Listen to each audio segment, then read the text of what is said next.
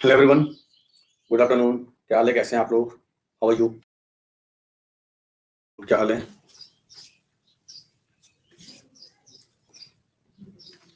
तो आज क्या पढ़ना है हम लोग? Constitutional and non constitutional body, संवैधानिक संस्था और गैर संवैधानिक संस्था। गुड आफ्टरनून, सत श्री अकाल। तो what is difference between constitutional bodies and non constitutional bodies? दोनों में डिफरेंस क्या, अंतर क्या है? राधे राधे, बताओ।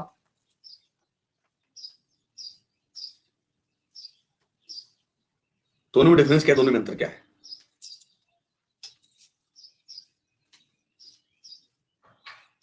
जिसका संविधान में चर्चा है। अच्छा,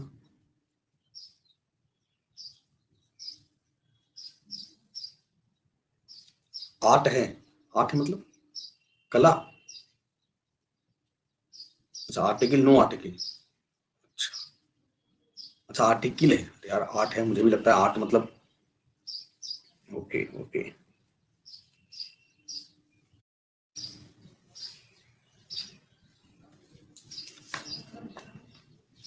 पता नहीं।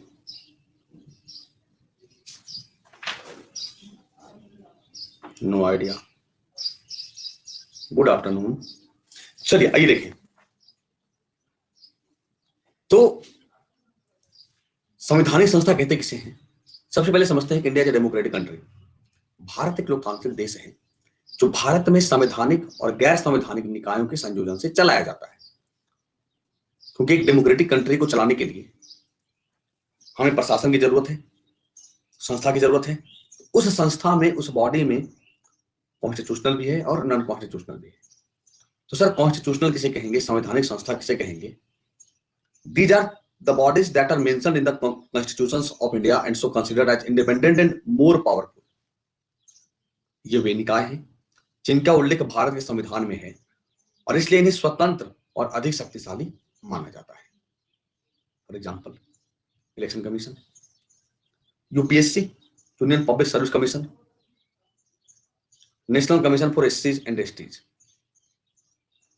तो स्वतंत्र और शक्तिशाली दैट मीन्स, अभी जैसे आप प्लानिंग कमीशन था, अगर ये शक्तिशाली और पावरफुल या संविधान में चर्चा की जाती तो आसानी से इसका नाम हम नीति आयोग नहीं कर पाते। क्या करना पड़ता? इसके लिए हमें लोकसभा में चर्चा कराना पड़ता, राज्यसभा में चर्चा कराना, एक बिल लेके आना होता और बिल यहां पास कराना होता, यहां पास कराना होता, राष्ट्रपति साइन करते, तब जाकर वो कानून का रूप लेता। लेकिन planning commission is a non constitutional body, इसीलिए मंत्रिमंडल की बैठक हुई, मुखिया प्रधानमंत्री थे, बोला हटाओ प्लानिंग कमीशन, लाओ नीति आयोग। क्लियर है? इसे कॉन्स्टिट्यूशनल बॉडीज कहेंगे। नॉन कॉन्स्टिट्यूशनल बॉडीज की बात करें, गैर संवैधानिक संस्था की बात करें, वे बॉडी, वे निकाय जो संसद के एक अधिनियम को पारित करने के बाद स्थापित किए जाते हैं। एक अधिनियम लाया, एक्ट ऑफ पार्लियामेंट, जैसे आप ऐसे समझ लो कि इन संस्थानों का उल्लेख हमारे संविधान में नहीं है, लेकिन टाइम टू टाइम हमें इसकी नीड होती गई, हम उसे बनाते चले गए। जैसे सेबी, जैसे ट्राई, जैसे इरडा। मतलब हमने संसद में चर्चा कराया और बॉडी बना दिया।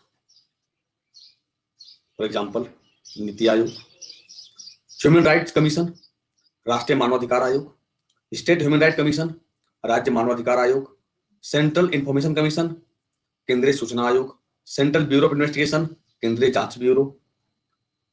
नॉन कॉन्स्टिट्यूशनल बॉडीज हैं, गैर संवैधानिक निकाय है। क्लियर है? तो अब बात करते हैं कॉन्स्टिट्यूशनल बॉडीज की, संवैधानिक संस्था की। सबसे पहले आते हैं इलेक्शन कमीशन के साथ, चुनाव आयोग के साथ। This is our constitutional bodies. संवैधानिक संस्था। The election commission is a permanent and independent body established by the Constitution of India directly to ensure free and fair elections in the country। Bharat में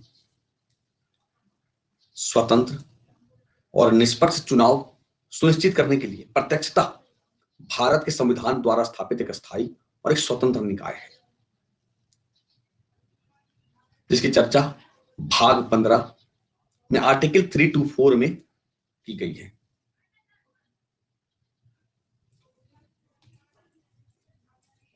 ठीक है,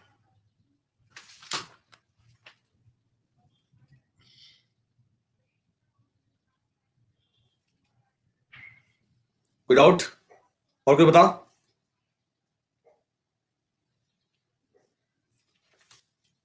नहीं ना सर। यूपीएससी का वर्तमान अध्यक्ष प्रदीप कुमार जोशी।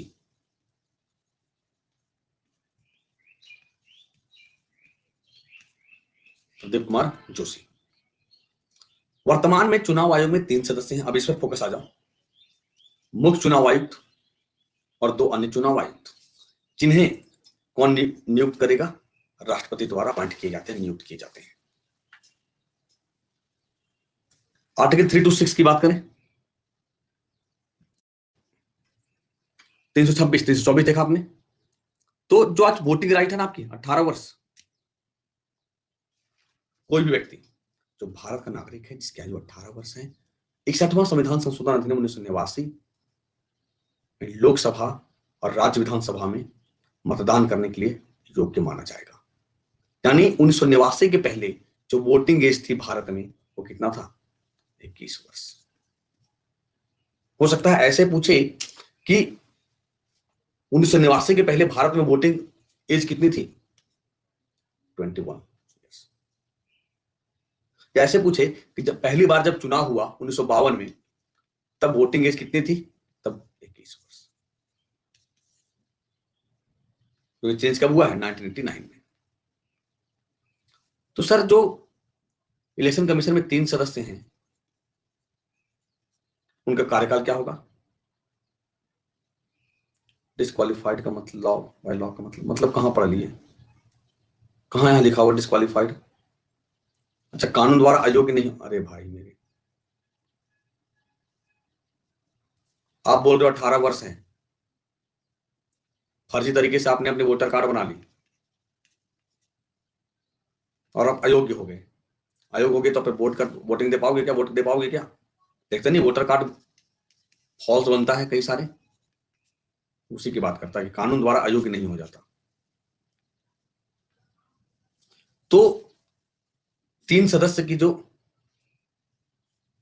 कार्यकाल है 6 साल के लिए चुने जाएंगे, या 65 वर्ष जो भी पहले हो, 65 ईयर्स और 6 years, which ever comes earlier, जो पहले आएगा। अगर मान लो कि आपका एज 59 साल है और आपकी अपॉइंटमेंट होती है तो 6 साल तक रहेंगे, 65 साल तक। और मान लो आपकी अपॉइंटमेंट 63 साल में होता है तो 2 साल तक काम करेंगे, यानी 65 साल,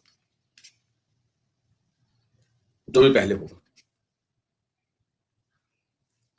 मुख्य चुनाव आयुक्त को सर कैसे हटाया जाएगा? मुख्य चुनाव आयुक्त को सर्वोच्च न्यायालय के न्यायाधीश को जैसे हटाते हैं, तो सर्वोच्च न्यायालय के न्यायाधीश को कैसे हटाते हैं? जैसे राष्ट्रपति को हटाते हैं। अरे यार कैसी बातें करती हो? फर्जी वोटर आईडी से पकड़े जाओ तो जेल नहीं होगा? जेल नहीं होगा, आपकी शादी कराई जाएगी, आपको पार्टी दिया जाएगा,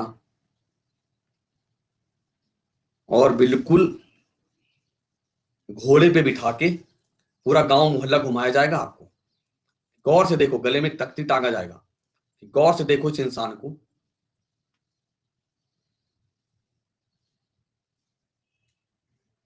मैं फर्जी वोटर हूं,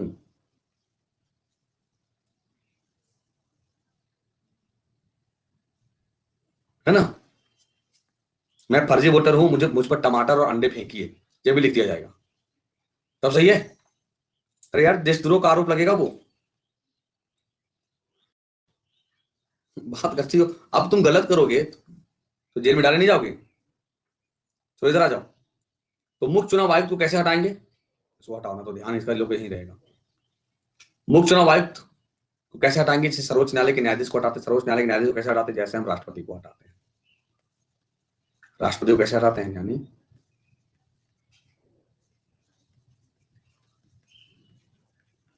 महाभियोग जैसा प्रस्ताव, ठीक है।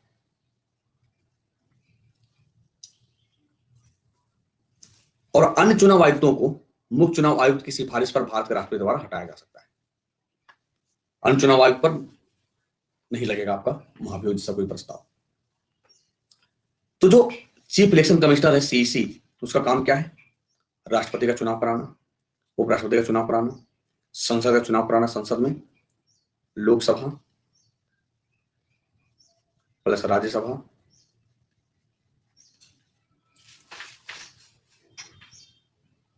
हाँ महाभियोग संसद में होगा, और राज्य और केंद्र शासित प्रदेशों के विधानसभा चुनाव का निर्देशन और नियंत्रण करता है।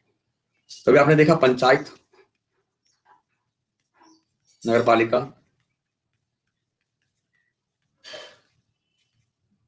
विधान परिषद,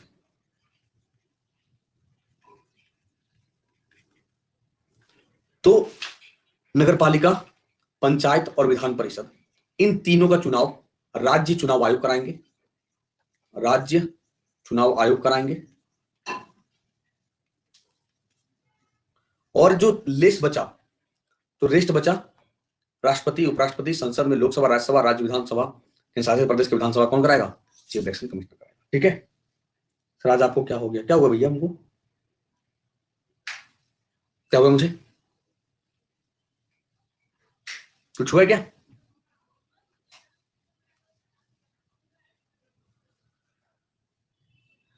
कुछ तो हुआ है,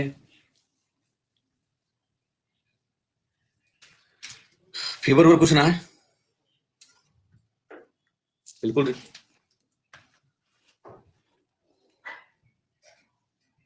तो कार्य क्या है चुनाव आयोग का,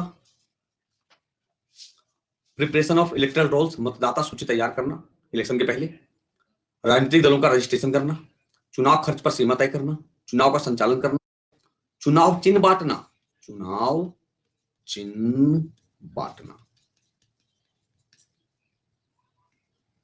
वोटों की गिनती और परिणामों की घोषणा करना। चुनाव आयोग ने चुनाव में मॉडर्नाइजेशन, आधुनिकीकरण लाने का प्रयास किया है, उसी का नजर आप देखते हो, कभी कभी ईवीएम दिख जाता है आपको, सबसे पहले केरल में वीवीपीएट दिखता है आपको, बातें समझ में आ रहा है।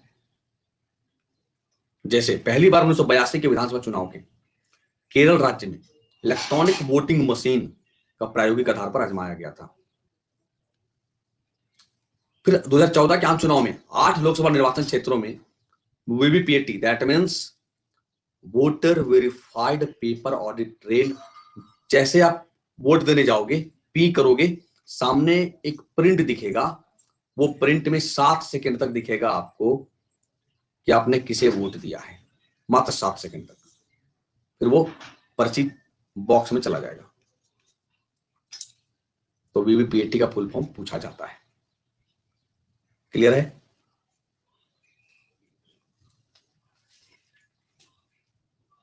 अरे पढ़ लो, इतने डिटेल में ना पढ़ाते हैं लोग, आप कहीं और जीएस भी पढ़े होंगे, डिटेल में इतना ना पढ़ाते हैं, सीधा समझा दिया, ये है ये है ये है, आगे बढ़ते गए, ठीक है। 2014 में नोटा देखने को मिला, none of the above, voting मशीनों पर एक विकल्प के रूप में जोड़ा गया जो अब चुनाव में प्रदान किए जाने वाले अनिवार्य विकल्प है,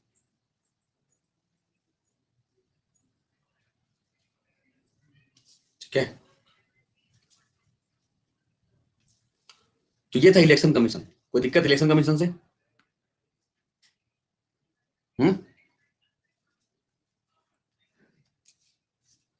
चलो अब आए finance commission of India. State का भी होता बेटा, बता तो दिया कि स्टेट इलेक्शन कमीशन, बताया तो कहां ध्यान है, अभी तो फगुआ में टाइम है। राज्य चुनाव आयोग कब बनेगा, जब पंचायत का चुनाव कराना है, नगर पालिका का कराना है, या विधान परिषद का कराना है, बस।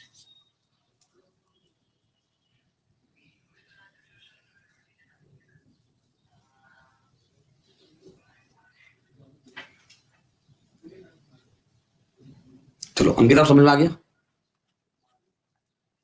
आते बात करते हैं फाइनेंस कमीशन की, वित्त आयोग की। The finance commission is an autonomous body, एक स्वायत्त निकाय है जो भारत सरकार द्वारा शासित है, आर्टिकल नंबर 280 में।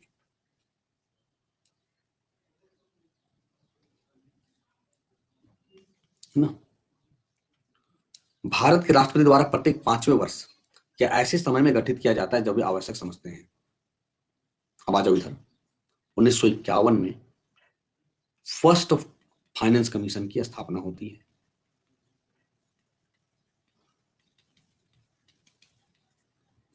केसी नियोगी पहले अध्यक्ष थे। अभी कितने, तो 15वां वित्त आयोग चल रहा है अभी। वित्त आयोग में एक अध्यक्ष और 4 अन्य सदस्य होंगे जिन्हें राष्ट्रपति द्वारा नियुक्त किया जाता है। कौन करेगा, जिन्हें प्रेसिडेंट द्वारा नियुक्त किया जाता है। वित्त आयोग के अध्यक्ष को सार्वजनिक मामलों के अनुभव वाले लोगों में से चुना जाता है। तो सार्वजनिक मामलों के अनुभव मतलब ये समझ सकते हो, चाहे वो जनरली आईएएस ऑफिसर होते हैं, जनरली आईएएस ऑफिसर होते हैं, ठीक है। कार्यकाल क्या होगा, फिक्स नहीं है, सीधा याद रखना, फिक्स नहीं है। तो राष्ट्रपति द्वारा निर्दिष्ट अवधि के लिए पद धारण करते हैं, मतलब राष्ट्रपति तय करते हैं कब तक वो काम करेंगे। तो क्या इन्हें फिर से अपॉइंट किया जा सकता है, क्या, बिल्कुल, they are eligible for reappointment, वे पुनर्नियुक्ति के लिए पात्र हैं। तो सर काम क्या है फाइनेंस कमीशन, क्या करती है ये, 5 साल है ना, ना मुन्ना ना, 5 साल। जैसे अब देखो 2017 में कमीशन का गठन हुआ था 2020-25 रिपोर्ट तैयार करने के लिए। 2017 में 15वें वित्त आयोग का गठन हुआ है, 1 साल कार्यकाल बढ़ा है, 2026 तक रिपोर्ट देना है। कहाँ 5 साल है, कहाँ आपने 5 साल पढ़ा, कहाँ आपने 5 साल पढ़ा, मैंने आज तक ना पढ़ा ऐसा। तो काम क्या है इसका, केंद्र और राज्यों के बीच जो टैक्स कलेक्शन होता है ना, जो राज्य ज्यादा टैक्स कलेक्ट करेगा उस हिसाब से उसे बांटा जाएगा। इस बार रिकॉर्ड तोड़ा था कौन, यूपी।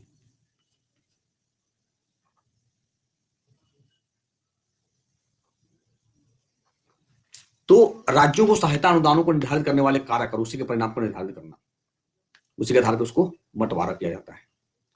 राज्य में भी वित्त आयोग है, तो जो राज्य का जो वित्त आयोग का सिफारिश के आधार पर राज्य में पंचायतों और नगर पालिकाओं के लिए संसाधन जुटाने का काम करना, कौन, वित्त आयोग, फाइनेंस कमीशन। पहले वित्त आयोग के अध्यक्ष कौन थे, क्षितिज चंद्र नियोगी, 52 से 57 था, देखना था, 51 में नियुक्ति हुआ है।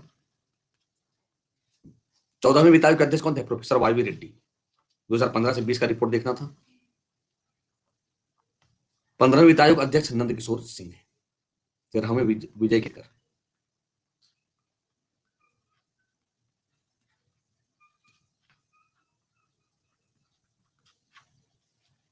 ठीक है। अब आता है यूनियन पब्लिक सर्विस कमीशन, लोक सेवा आयोग। इसकी भी चर्चा हमारे संविधान में की गई है। यूपीएससी मूल रूप से भारत में केंद्रीय भर्ती निकाय है जो स्वतंत्र संवैधानिक है। भारतीय संविधान के अनुच्छेद 14 में, सॉरी भाग 14 में अनुच्छेद 315 से लेकर 323 तक संघ लोक सेवा आयोग की संरचना, नियुक्ति, निष्कासन, शक्तियां और कार्यों के प्रावधानों का उल्लेख है। तो भारतीय संविधान में किस भाग में, 14 में, अनुच्छेद 315 से 323 तक चर्चा की गई। भारतीय संविधान के अनुच्छेद 315 के तहत संघ लोक सेवा आयोग का गठन केंद्रीय स्तर पर सिविल सेवाओं की भर्ती की सिफारिश के लिए किया गया है। एक रिक्रूटमेंट है, ये भर्ती बोर्ड है। पहली बार भारत में 1926 में देखने को मिला था, और आज का जो रूप है वो 1935 का है।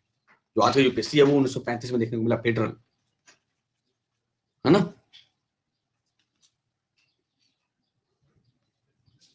क्या हुआ, यूपीएससी में एक अध्यक्ष होंगे बच्चे और अन्य सदस्य हैं जिन्हें भारत के राष्ट्रपति द्वारा नियुक्त किया जाता है। तो जितने भी कॉन्स्टिट्यूशनल बॉडी हैं उसके अध्यक्ष की नियुक्ति कौन करेगा, राष्ट्रपति करता है। तो संख्या कहीं निश्चित नहीं है, लेकिन आमतौर पर अध्यक्ष सहित 9 से 11 सदस्य होते हैं यूपीएससी में। संविधान में उल्लेख किया गया बच्चे कि यूपीएससी के 50% सदस्य ऐसे होंगे जिन्होंने कम से कम 10 वर्षों तक सरकारी पद संभाला। तो सरकारी पद मतलब क्या हो गया? IAS level, secretary level. ऐसा नहीं सर मैंने ग्रुप डी निकाला है तो हम भी तो 10 वर्ष तक सरकारी पद संभाले हैं तो हमें यूपीएससी का चेयरमैन सदस्य बना दिया जाए। हमें जो अपर लेवल का पोस्ट है उस पर, चाहे आप एसएससी निकाल लो और एसएससी से प्रमोशन लेके ऊपर तक पहुंच गए, लेकिन it mentions no other qualifications, इसमें कोई अन्य योग्यता का उल्लेख नहीं है। अब देखो, सभी सदस्य अध्यक्ष सहित 6 वर्ष की अवधि या 65 वर्ष की आयु जो भी पहले आता है पद धारण करते हैं। हमने भी जो देखा 6 वर्ष या 65 वर्ष, केवल 65 वर्ष अगर होता तो सुप्रीम कोर्ट का जज, सुप्रीम कोर्ट का जज, ठीक है।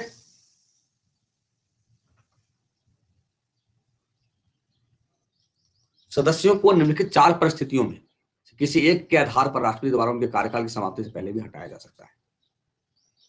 पहला, अध्यक्ष को भी कोई दिक्कत नहीं है, दिवालिया हो जाता है यदि वह आधिकारिक कर्तव्यों के बाहर किसी भी भुगतान किए गए रोजगार में संलग्न है, यानी मतलब सैलरी को छोड़ के कहीं और कार्य में वह संलग्न है, मानसिक या शारीरिक रूप से कमजोर है, अक्षम है, मिसबिहेव, मिसबिहेव यानी करप्शन, घोटाला,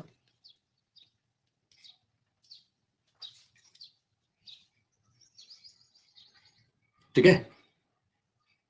तो कार्य क्या है यूपीएससी का? अखिल भारतीय सेवा, केंद्र शासित क्षेत्रों की लोक सेवा, केंद्रीय सेवाओं की नियुक्ति के लिए परीक्षा आयोजित कराता है। राष्ट्रपति की अनुमति से राज्यपाल के अनुरोध पर किसी भी या सभी आवश्यकताओं के अनुसार सेवा कर सकता है। मतलब अगर राज्य में भी परीक्षा करानी है और राष्ट्रपति शासन लगा है लेकिन राज्यपाल को लगता है कि नहीं हमारे राज्य में होनी चाहिए, जैसे जेपीएससी बीपीएससी है, तो राष्ट्रपति की अनुमति से यूपीएससी वहां एग्जाम कंडक्ट कर सकता है, ठीक है। नहीं नहीं नहीं, इम्पीचमेंट जैसा प्रस्ताव कुछ नहीं है। यह अपना रिपोर्ट किसे सौंपेगा? राष्ट्रपति को। इसी में आते हैं राज्य लोक सेवा आयोग, देख लेते हैं। तो राज्य लोक सेवा आयोग में राज्य के राज्यपाल द्वारा नियुक्त एक अध्यक्ष और अन्य सदस्य होते हैं। जहां यूपीएससी के चेयरमैन सदस्य की नियुक्ति राष्ट्रपति करते हैं, वही राज्यों में कौन करेंगे? राज्यपाल करेंगे। राज्य लोक सेवा आयोग के जो सदस्य हैं राज्यपाल को त्यागपत्र देंगे, लेकिन अगर हटाना होगा तो अध्यक्ष और सदस्यों को केवल राष्ट्रपति द्वारा हटाया जा सकता है। यह बहुत बड़ी विरोधाभास है। उनको काम नहीं करना, तुम राज्यपाल को दे दो रिजाइन, लेकिन तुम्हें हटा कौन सकता है? केवल राष्ट्रपति हटा सकता है, ठीक है। कौन हटाएगा भाई? राष्ट्रपति हटा सकता है। निष्कासन का आधार क्या होगा? यूपीएससी के अध्यक्ष या सदस्यों के समान जो अभी देखा, मिसबिहेवियर, घोटाला, असक्षम काम करने में।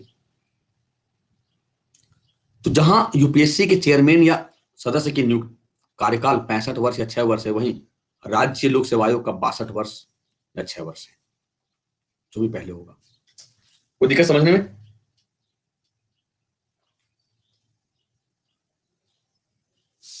अब आते हैं CAG, controller and auditor general. Resignation UPSC किसको देगा? अरे राष्ट्रपति को।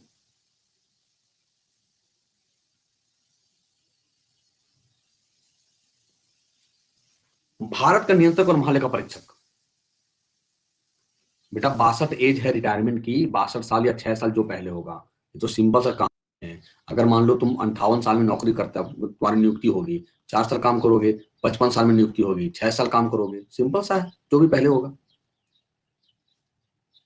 सेक्रेटरी बड़ा है आईएएस, बेटा इंडियन एडमिनिस्ट्रेटिव सर्विस है, इसके बाद आप प्रमोशन होते हुए सेक्रेटरी तक पहुंचते हो, SP, DSP, DSP, SP, district magistrate, है ना। कैग संविधान का एक स्वतंत्र संवैधानिक निकाय है। आर्टिकल नंबर 148 से शुरुआत मानी जाती है। तो 148 से, हे भगवान, दिवालिया मतलब आप कैसे समझाएं? गौरव बैंक से लोन ले लिया, अब वो लोन चुका ना पा रहा है, तो तुम पर बैंक का प्रेशर आएगा, तो तुम क्या करोगे? गलत काम करोगे, तो भाई से बाहर निकालो।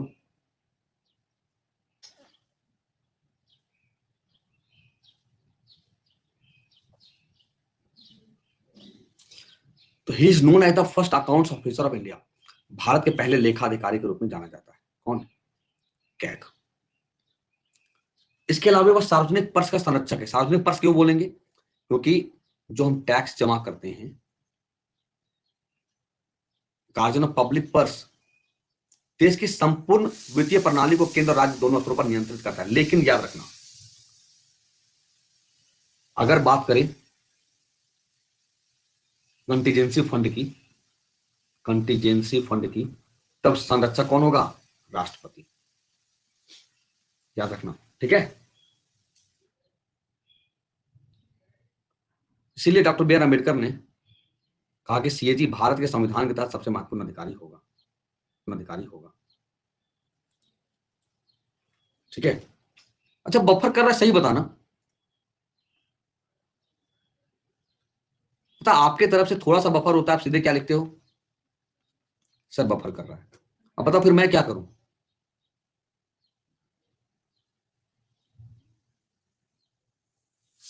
देखो सामने है ना, तुम्हारे सामने बच्चे हैं, कहां बफर हो रहा है?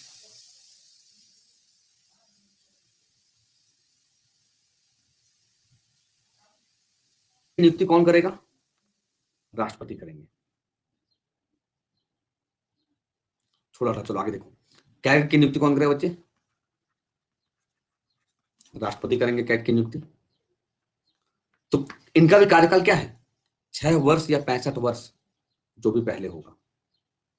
एक चीज हमेशा याद रखना ये कि कैग सेवानिवृत्ति के बाद भारत सरकार के किसी भी कार्यालय के लिए पात्र नहीं होगा। मतलब आप अब रिटायर करेंगे तो किसी भी पोस्ट पर अपॉइंटमेंट आपका नहीं होगा, सीधा घर जाइए। कैसे हटेगा? राष्ट्रपति द्वारा या तो दुर्व्यवहार या क्षमता। दुर्व्यवहार मतलब वही करप्शन, समझ लेना। तरीका सर्वोच्च न्यायालय के न्यायाधीश के समान। सर्वोच्च न्यायालय के न्यायाधीश को कैसे हटाते हैं? जैसे राष्ट्रपति को हटाते हैं। राष्ट्रपति को कैसे हटाते हैं? महाभियोग। तो किस पर महाभियोग लगेगा ये लिखते चलना। हाई कोर्ट, सुप्रीम कोर्ट, राष्ट्रपति, CAG, election commissioner, chief election commissioner.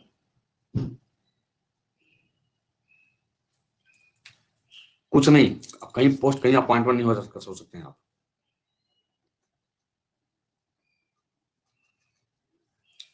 वेतन और भत्ते सीजीआई का बन सकता है ना वो, मानवाधिकार आयोग अध्यक्ष। कैग के कार्यालय का प्रशासनिक खर्च, उस कार्यालय में सेवारत व्यक्तियों के सभी वेतन भत्ते पेंशन सहित सब भारत के संचित निधि पर भारित होगा, जो इसकी चर्चा आर्टिकल नंबर 266 में की गई। ठीक है। काम क्या है? तो भारत के संचित निधि, प्रत्येक राज्य के संचित निधि और विधानसभा वाले प्रत्येक केंद्र शासित प्रदेश से संचित निधि से सभी खर्च से संबंधित लेखा जोखा करेगा। मतलब एक तरह से सोचो, अकाउंटेंट है, हिसाब किताब रखता है।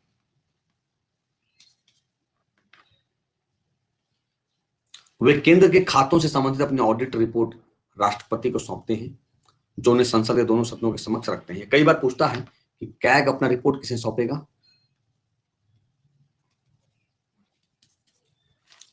राष्ट्रपति को सौंपेगा। राष्ट्रपति की जिम्मेदारी है कि उसे संसद में रखवाएं।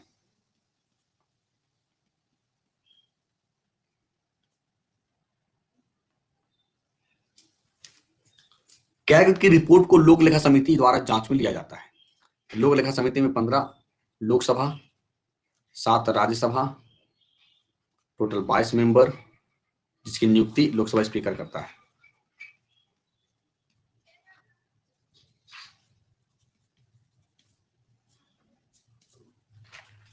ठीक है। क्या मेंबर बता तो दिया? 22 मेंबर, 15 लोकसभा, 7 राज्यसभा, 22 मेंबर होते हैं पीएससी में। तो लोक लेखा समिति फिर उनकी छानबीन करती है और निष्कर्ष को लोकसभा अध्यक्ष को रिपोर्ट सौंपती है। मतलब कैग रिपोर्ट सौंपेगा राष्ट्रपति को, और इस रिपोर्ट को क्रॉस चेक करने के लिए पीएससी आती है। ठीक है।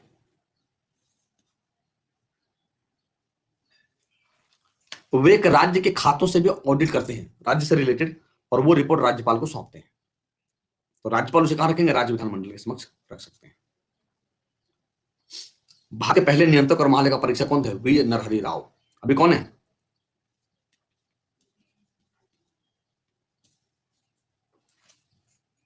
देशु मुर्मू। पब्लिक अकाउंट कमेटी, लोक लेखा समिति। तो लोक लेखा अभी कौन है?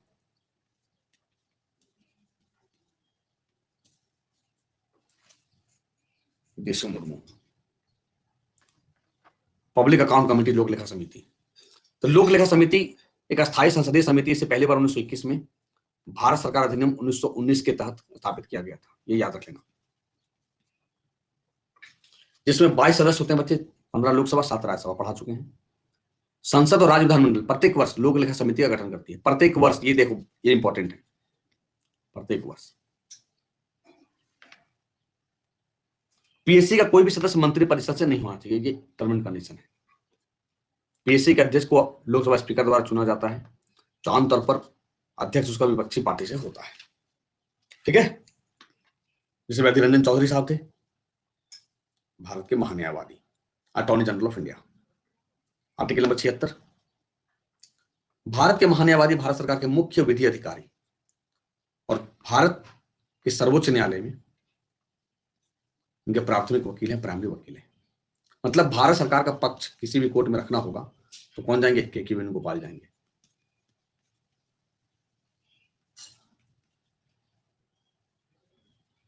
इसीलिए इन्हें देश का सर्वोच्च विधि अधिकारी कहते हैं, देश का सर्वोच्च विधि अधिकारी कहते हैं। तो नियुक्ति कौन करेगा? राष्ट्रपति, अनुच्छेद 76। और राष्ट्रपति के प्रसाद पर्यंत पद धारण करते हैं। जहां भी प्रसाद पर्यंत आएगा मतलब क्या है? टेन्योर फिक्स नहीं है, अवधि फिक्स नहीं है, इसके अलावा सैलरी भी फिक्स नहीं है। ठीक है भाई, क्योंकि भारत के महान्यायवादी का कार्यकाल संविधान द्वारा निर्धारित नहीं है, याद रखना। तो कौन बन सकता है भारत का महान्यायवादी? भारत का नागरिक होगा, मतलब सीधा समझ लो कि महान्यायवादी वही बन सकता है जो सीजीआई या सुप्रीम कोर्ट का जज बनने का क्वालिफिकेशन रखता हो। बताओ क्या क्या है? सुप्रीम कोर्ट का जज बनने का क्वालिफिकेशन क्या क्या है? 5 वर्षों के लिए उच्च न्यायालय का न्यायाधीश, पढ़ा तो है। 10 वर्षों तक उच्च न्यायालय का वकील, याद में, या राष्ट्रपति के नजर में कानून का जानकार हो। ठीक है, याद रखना।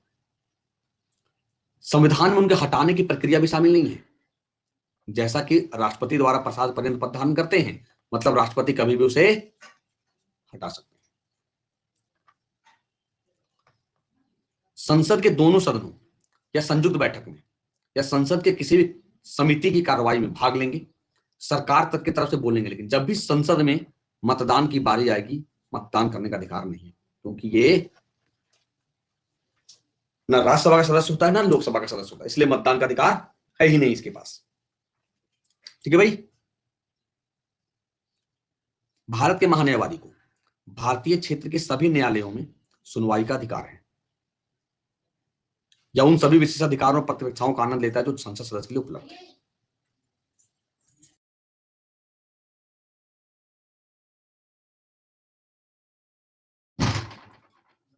कोई डाउट?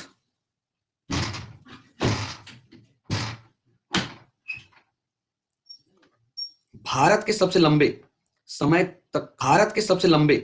समय तक सेवारत महान्यायवादी मोतीलाल चिमनलाल सेतलवाड़ है ना। एक्चुअली क्या है ना, विंडो ओपन है, विंडो खुली है तो हवा बहुत अच्छी आ रही है ना बार बार। ठीक है, राज्य के महाधिवक्ता, एडवोकेट जनरल ऑफ स्टेट। तो जैसे एडवोकेट जनरल ऑफ स्टेट की बात करें, अटॉर्नी जनरल और एडवोकेट जनरल दोनों सिमिलर हैं। जहां ये केंद्र के लिए था, ये राज्य के लिए।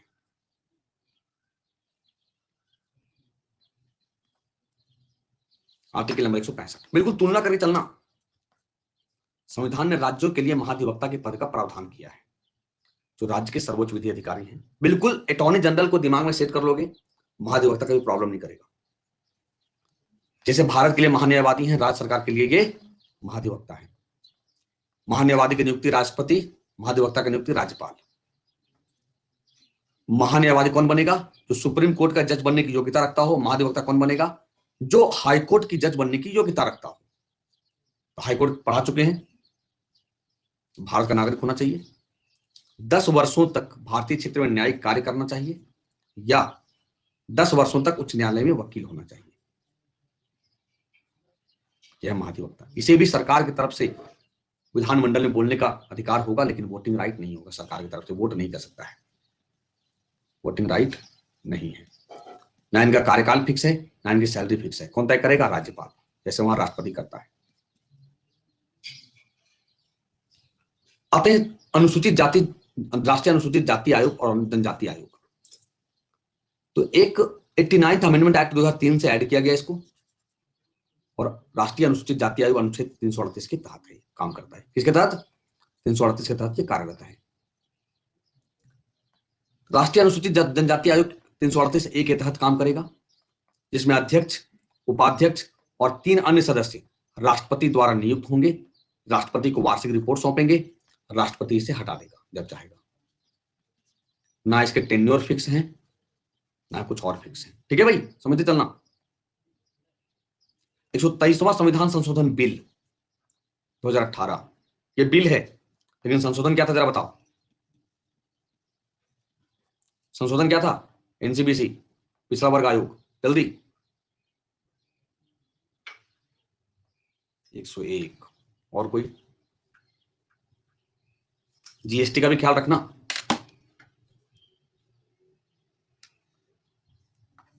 एक 102 अभी तो बदला।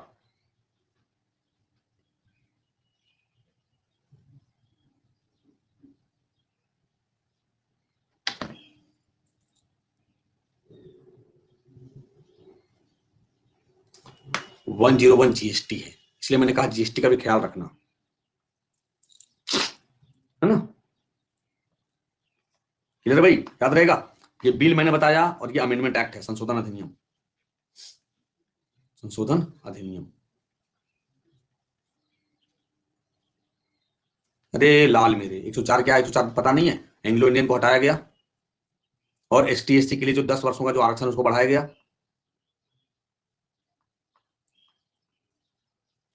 समझ में आ गया? कोई डाउट यहां तक? ये था आज का सेशन। उम्मीद करते हैं समझ में आया होगा, मजा आया होगा, कुछ नया सीखा होगा।